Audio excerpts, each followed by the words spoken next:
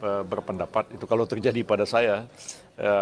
Saya aja terima kasih MK Anda sudah beri keputusan dan membuka pintu bagi saya di bawah 40 tahun dan kebetulan jadi kepala daerah atau pernah menjadi kepala daerah untuk mencalonkan diri sebagai presiden dan wakil presiden, tapi saya tahu ini putusan kontroversial daripada menimbulkan reaksi di tengah-tengah masyarakat dan menimbulkan permasalahan legitimasi di belakang hari. Ya saya terima kasih, tapi saya nggak usah maju aja deh daripada timbul masalah di kemudian hari. Saya kira mungkin itu merupakan satu cara yang bijak ya, tapi pada akhirnya saya serahkan kepada siapa saja yang memenuhi kriteria untuk maju sebagai calon presiden wakil presiden sesuai putusan MK nomor 90 kemarin.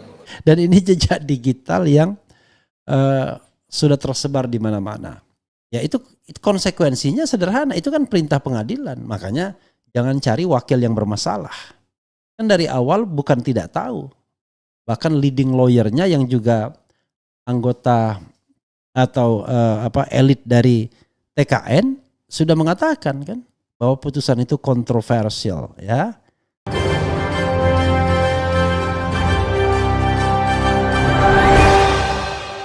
Assalamualaikum warahmatullahi wabarakatuh.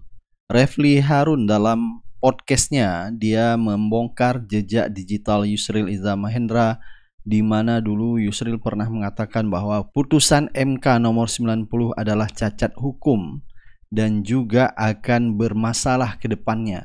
Nah, apa yang disampaikan Yusril ini, Refli Harun mengatakan bahwa sekarang terbukti dan terjadi, yaitu akhirnya masalah ini dibawa ke Mahkamah Konstitusi.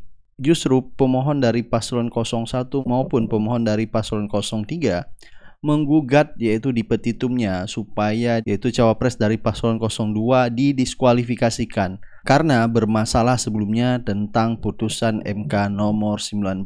Baik, untuk lebih jelas langsung saja kita lihat videonya. Permohonan dalil pertama itu adalah termohon sengaja menerima pencalonan pasangan calon nomor urut 2 secara tidak sah dan melanggar hukum. Meskipun mengetahui usia putra presiden pada saat mendaftar berdasarkan peraturan KPU nomor 19 tahun 2023 tentang pencalonan peserta pemilihan umum presiden dan wakil presiden tidak memenuhi syarat. Kalau mau melihat ini ya sebenarnya lihat saja pernyataan Yusril sebenarnya yang mengatakan kalau dia jadi Gibran ya dia akan mundur saja ya. Waktunya tidak cukup katanya. Sebelum dia menjadi lawyer ya, karena pada waktu itu Yusril berkepentingan untuk ya paling tidak menjadi wakil presidennya Prabowo kan, ada kepentingan seperti itu, maka ya berpendapat bahwa itu putusan MK itu kontroversial dan kemudian dia mengatakan tidak cukup waktu untuk mengubah peraturan KPU-nya. Tapi beda lagi ketika dia sudah menjadi lawyer. Tetapi coba kita akan lihat misalnya video Yusril itu viral di mana-mana ya. Dia mengatakan bahwa putusan itu kontroversial dan lain sebagainya. Oke. Coba kita teruskan ya. Jadi itu sudah sangat jelas dan terang benderang ya dari apa yang berkembang di persidangan bahwa putusan MK itu ada dua jenis. Ada yang self-executing, dapat dilaksanakan tanpa harus ditindaklanjuti dengan perubahan peraturan perundang-undangan. Ada yang non-self-executing, harus terlebih dahulu dengan perubahan peraturan perundang-undangan walaupun itu tingkatnya tingkat teknikal, ya, tingkat peraturan pelaksananya. Dalam penetapan Gibran sebagai calon, kita memang tidak lagi mempermasalahkan putusan MK-nya. Apakah putusan MK itu sah atau tidak, walaupun kalau kita lihat pernyataan Yusril sendiri misalnya, dia mengatakan ya orang yang concurring opinion itu bukan concurring tapi dissenting sebenarnya. Jadi posisinya 6-3 kata dia ya. Tapi itu sebelum jadi lawyernya. Tapi yang kita permasalahkan adalah lebih pada permasalahan yang terkait dengan pendaftaran Gibran. Pada saat pendaftaran Gibran itu PKPU atau peraturan KPU nomor 19 ya itu belum diubah. Belum berubah. Dan dalam peraturan KPU tersebut ya masih dikatakan bahwa usia adalah 40 tahun. Belum berubah. Nah, untuk mengubah peraturan KPU tersebut, karena peraturan KPU itu ibarat hukum acaranya. untuk melaksanakan materialnya. Nah, hukum acaranya mengatakan ya Anda bisa mendaftar ya dengan KTP, dengan kartu tanda pengenal kalau seandainya Anda sudah berusia 40 tahun, tapi KTP dia belum berusia 40 tahun. Sementara putusan MK memang mengatakan demikian, tetapi karena putusan MK itu tidak bisa self-executing dengan sendirinya, maka diperlukan tindakan untuk mengubah peraturan KPU. Untuk mengubah peraturan KPU, ya itu reses KPU-nya, ya. Karena itu reses DPR-nya. Karena itu tidak mungkin konsultasi untuk mengubah peraturan KPU harus konsultasi dengan DPR. Nah, DPR-nya itu reses. Ada ya? Nah, coba kita putarkan dulu apa yang dikatakan Yusril. Jadi biar objektif ya kita lihat. Jadi bukan argumentasi dari pihak kita, pihak 01, tapi ini argumentasi dari Yusril sendiri. Silakan. Memang ada keputusan yang kontroversial karena kalau kita baca diktum dari putusan itu menyatakan bahwa syarat menjadi presiden yang calon presiden, wakil presiden yang diatur dalam pasal 167 kalau nggak saya dari Undang-Undang Pemilu itu dikatakan bahwa berusia serendah-rendahnya 40 tahun dan pasal itu dinyatakan bertentangan dengan UUD 45 kecuali dimaknai pernah atau sedang menjabat dalam jabatan yang dipilih melalui pemilihan umum termasuk kepala daerah. Nah, ini sebenarnya putusan ini bukan putusan yang bulat dan disebutkan situ ada 4 orang dissenting opinion, 2 orang konkuren dan kemudian 3 orang menyetujui diktum putusan. Tapi setelah kita pelajari dengan mendalam ternyata bahwa 2 orang itu, Ibu Emi dan Pak Puh itu bukan dissenting, pendapatnya itu adalah bukan konkuren, pendapatnya itu adalah dissenting. Jadi kalau pendapatnya itu dissenting sebenarnya ada 6 hakim tidak setuju dengan putusan ini dan hanya ada 3 hakim yang setuju. Tapi diktumnya mengatakan mengabulkan permohonan untuk sebagian dan menyatakan umur 40 tahun itu bertentangan dengan UUD 45 kecuali dimaknai pernah atau sedang menjabat sebagai kepala daerah. Nah, putusan diktum itu adalah putusan yang berlaku dan mengikat, tapi putusannya itu sendiri problematik dan saya kira ini bisa dianggap orang sebagai satu ada penyelundupan hukum di dalamnya, bisa ada bisa ada kesalahan, tidak nyambung dalam putusan itu sehingga kalau dilaksanakan nanti tentu akan menimbulkan permasalahan baru. Dan putusan itu memang tidak memerlukan perubahan terhadap undang-undang, tapi perlu peraturan KPU. Dan KPU kalau menyusun peraturan itu harus konsultasi dengan DPR dan kita tahu DPR sekarang ini reses dan pendaftaran Pilpres akan dimulai tanggal 19, tinggal 2 hari lagi dari sekarang ini. Apakah KPU masih mungkin dapat mengubah aturan KPU? Jadi ini ada sejumlah masalah yang saya kira memang memerlukan pemecahan serius dari para penyelenggara negara dan kita mau lihat apakah putusan ini akan dimanfaatkan oleh setiap orang yang di bawah 40 tahun tapi sedang menjabat kepala daerah untuk maju sebagai calon presiden wakil presiden atau tidak. Nah, kalau saya sih berpendapat itu kalau terjadi pada saya ya terima kasih MK Anda sudah beri keputusan dan membuka pintu bagi saya di bawah 40 tahun dan kebetulan jadi kepala daerah atau pernah menjadi kepala daerah untuk mencalonkan diri sebagai presiden dan wakil presiden, tapi saya tahu ini putusan kontroversial daripada menimbulkan reaksi di tengah-tengah masyarakat dan menimbulkan permasalahan legitimasi di belakang hari, ya saya terima kasih, tapi saya nggak usah maju aja deh daripada timbul masalah di kemudian hari. Saya kira mungkin itu merupakan satu cara yang bijak, ya, tapi pada akhirnya saya serahkan kepada siapa saja yang memenuhi kriteria untuk maju sebagai calon presiden wakil presiden sesuai putusan MK nomor 90 kemarin. Oke. Jelas ya, ceto welo-welo ya, bahwa Yusril sendiri mengatakan bahwa putusan tersebut kontroversial nanti dipermasalahkan orang. Tapi itu kan pendapat. Tapi yang paling menukik pendapat dari Yusril adalah ya memang putusan MK itu tidak perlu perubahan undang-undang, ya. Sebagian orang mengatakan perlu perubahan undang-undang, tapi menurut saya mereka yang mengatakan perlu perubahan undang-undang perubahan undang-undang itu nggak paham terhadap karakter putusan MK. Karena kalau putusan MK-nya MK Jerman, iya, setiap putusan MK Jerman itu memerlukan perubahan undang-undang terlebih dahulu. Tetapi kalau yang ini tidak, ya, maksudnya yang misalnya yang non self executingnya.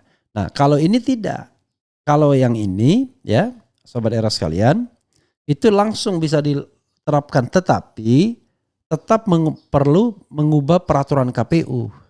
Kata Yusril, ya, pendaftaran tinggal tanggal 19. Sementara yang ketika dia ngomong tanggal 17 Oktober tinggal 2 hari lagi. Kapan KPU mau mengubah peraturan perundang-undangannya? Kalau terjadi pada saya, ya saya bilang ya terima kasih, tapi saya tidak menggunakannya daripada nanti dipermasalahkan di kemudian hari. Kan begitu. Dan ini jejak digital yang sudah tersebar di mana-mana. Lucunya adalah soal Gibran ini sama sekali tidak dibantah oleh oleh KPU. KPU sama sekali tidak membantah soal Gibran ini. Nah, yang membantahnya adalah ahli-ahli dari 03, ahli-ahli dari 02. Tapi tidak kuat juga bantahannya. Misalnya Andi Muhammad Asrun yang membantah. Ya. Siapa lagi yang membantah? Asrun saja kalau tidak salah yang membantahnya. Dan tidak kuat, ya. Jadi KPU sama sekali tidak tidak mendatangkan ahli, ya, untuk membantah soal pengaitan dengan putusan dengan penetapan Gibran yang dianggap cacat hukum atau melanggar hukum. Nah, lalu kalau kita kaitkan dengan apakah KPU itu paham harus mengubah peraturan perundang-undangan terlebih dahulu? Paham, mereka sangat paham, mereka sangat tahu. Tapi mereka sengaja melakukan penyelundupan, dan ini terkonfirmasi dari keterangan Patra MZen atau Arif Patra Wijaya yang merupakan saksi kami 01 yang mengatakan sebagai lawyer, ya, mendengar Dirjen Perundang-undangan, ya, atau orang dari Dirjen Perundang-undangan mengatakan bahwa KPU berupaya untuk mengundangkan peraturan KPU tersebut sebelum berkonsultasi dengan DPR, dan akhirnya ditolak karena tidak ada konsultasi dengan DPR. Akhirnya yang dibuat adalah surat edaran. Surat edaran tidak bisa menggantikan peraturan KPU. Jadi sebenarnya dari sini masuk ke dalil 2 sudah, yaitu KPU tidak independen, ya. Masuk ke dalil 2, KPU tidak independen. Tapi ini pembahasan yang akan kita pending. Dari satu dalil ini maka paling tidak setidak-tidaknya diskualifikasi Gibran, setidak-tidaknya, ya. Diskualifikasi Gibran itu adalah sesuatu hal yang harusnya sudah di tangan. Karena leading lawyer 02 sendiri mengakui bahwa harus membutuhkan peraturan perundang-undangan. Kemudian, dan mereka harus sadar dengan konsekuensi itu. Karena kan ada tim hukumnya, bahkan ada Yusril di dalam tim tersebut. Dan Yusril sudah warning, sudah memperingatkan, tapi tetap dijalankan. Dan KPU kemudian menerima pendaftaran tersebut tanpa mengubah peraturan KPU. Jadi menurut saya tidak bisa kemudian ini direhabilitasi begitu saja. Ini sebuah kesalahan yang mutlak. Kesalahan yang mutlak. Karena kenapa? Karena memang putusan itu seperti jalan bagi Gibran. Pertama, MK memaksakan untuk mengumumkan putusan itu tanggal 16, padahal pendaftaran tanggal 19. Kelihatan betul kan? Lalu KPU membuat surat edaran agar Gibran bisa dimasukkan atau dicalonkan. Jokowi membuat surat izin untuk mencalonkan. Harusnya kan tim hukum Presiden Jokowi mengatakan, Pak, jangan diizinkan karena belum 40 tahun dan peraturan KPU-nya belum berubah dan lain sebagainya. Jadi ini menunjukkan, ya, bahwa cawe-cawe dan tidak independen. Oke. Dari sini kan kelihatan kan? Jadi harusnya dalil ini sudah dimenangkan oleh baik kubu 01 maupun 03, tapi kubu 03 tidak minta diskualifikasi Gibran saja. Nah, kalau Gibran didiskualifikasi, ya diulang pemilihannya. Kan pemilihan itu satu paket, ya kan? Jadi waktu kita memilih di surat suara itu, orang memilih itu kan either dia memilih Prabowo atau dia memilih Gibran. Masa kemudian dilantik sendirian Prabowo? Dari mana logikanya? Aduh, saya ini mohon maaf ya dengan teman saya ya, walaupun saya tidak menyebutkan namanya. Aduh, ini ketika menyampaikan alternatif seperti itu kelihatannya mulai bias dia kan. Karena kita tahu bahwa di antara pendukung Prabowo itu sendiri, ya ada orang-orang yang mengincar jabatan wakil presiden. Kalau seandainya Gibran didiskualifikasi dan Prabowo dilantik, ini menurut saya bias. Karena masa ada alternatif yang mengatakan Prabowo dilantik. Padahal kita tahu bahwa di surat suara itu kan ada dua. Kalau satu cacat, ya sudah. Lalu ditanyakan bagaimana prosedur pengganti. Yang ganti aja, apa susahnya? Kan tinggal mengganti dan kemudian diverifikasi penggantinya apakah benar atau tidak. Lalu dilakukan pemungutan suara ulang. Ya itu konsekuensinya sederhana. Itu kan perintah pengadilan. Makanya jangan cari wakil yang bermasalah. Kan dari awal bukan tidak tahu. Bahkan leading lawyer-nya yang juga anggota atau elit dari TKN sudah mengatakan kan bahwa putusan itu kontroversial ya. Oke, itu yang harus kita lihat ya. Kita jangan main lempar seolah-olah nggak ada masalah, jangan. Karena itu jelas bermasalah ya. Memang kalau kita lihat kemarin di sidang sengketa Pilpres 2024, jadi Yusril tidak banyak berkomentar ya tentang masalah keputusan nomor 90, yaitu tentang usia capres maupun cawapres.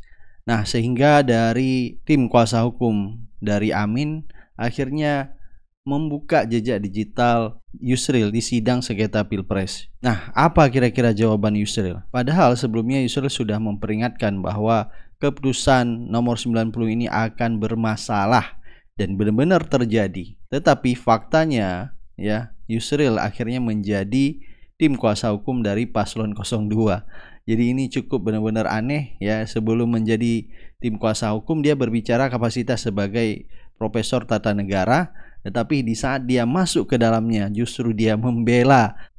Cukup aneh ya. Ada seorang pakar ya hukum tata negara, Yusril Izzah Mahendra.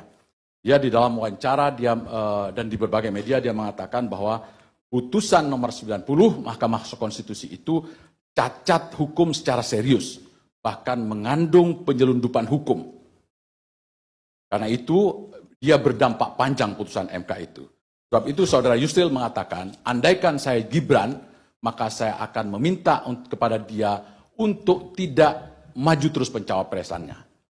Saya mohon tanggapan dari saudara. Mengklarifikasi ucapan saudara Lutfi Yazid. Bisa dikontra dengan pertanyaan, mungkin di kantor Keberatan yang mulia. Keberatan yang lain. Ya. Kata-kata yang mengatakan, andai kata saya Gibran, saya akan minta kepada dia, adalah kata-kata yang tidak logis. Andai kata saya Gibran, saya akan bersikap seperti ini, itu baru logis. Jadi yang saya ucapkan adalah, andai kata saya Gibran, saya memilih, saya tidak akan maju. Karena saya tahu bahwa putusan ini problematik. Pertanyaan yang mendasar adalah kepada saudara ahli, adalah satu perdebatan yang tak berujung di dalam filsafat hukum. Ketika kita mencari keadilan dan kepastian hukum, kita tahu al-adlah adalah substansi daripada hukum itu sendiri. Tapi ketika kita berbicara dalam konteks penyelenggaraan negara, kita tidak mungkin mencari sesuatu yang tak berujung, tapi kita harus mengambil sebuah keputusan.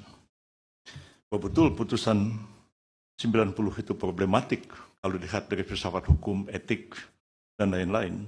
Tapi dari segi kepastian hukum, putusan 90 itu jelas sekali. Ekspresis verbis undang-undang mengatakan, kalau KPU itu mau membentuk peraturan, termasuk mengubah peraturan, dia harus konsultasi dengan DPR. Kalau dia tidak konsultasi dengan DPR, perubahan itu cacat prosedur, bisa dibatalkan oleh Mahkamah Agung, itu diuji formil tidak memenuhi syarat. Nah, artinya Yusril pun mengakuinya bahwa keputusan nomor 90 tentang usia cawapres adalah bermasalah dan adalah problematik dan juga cacat hukum. Jadi ini bermasalah ke depannya, dan ini terjadi di saat dibawa ke sengketa Pilpres 2024 di Mahkamah Konstitusi, dan Yusril pun menjadi pengacara yaitu dari Prabowo Gibran. Kalau kita lihat kemungkinan MK akan memutuskan yaitu Gibran didiskualifikasikan, dan bisa saja pemilu diulang seperti kata Refli Harun, karena udah satu paket. Tidak mungkin Gibran didiskualifikasikan tetapi pemungutan suara tidak dilakukan ya, karena sudah cacat dari awal. Silakan Anda beri pendapat dan komentar Anda. Kita akan ketemu di video selanjutnya. Assalamualaikum warahmatullahi wabarakatuh. Kalau nyalon wakil presiden saja disahkan meskipun belum cukup umur, asalkan sudah punya pengalaman memimpin. Logikanya boleh dong bikin SIM meskipun belum cukup umur, asalkan sudah berpengalaman berkendara. Atau misalnya nikah di bawah umur 12 tahun, 13 tahun, boleh secara negara asalkan sudah punya pengalaman. Nah, cuman ya agak bingung nih. Kalau ngetes pengalaman bikin SIM ya ngetesnya naik motor, naik mobil. Nah, kalau nikah di bawah umur ngetesnya masa naik? Sudahlah.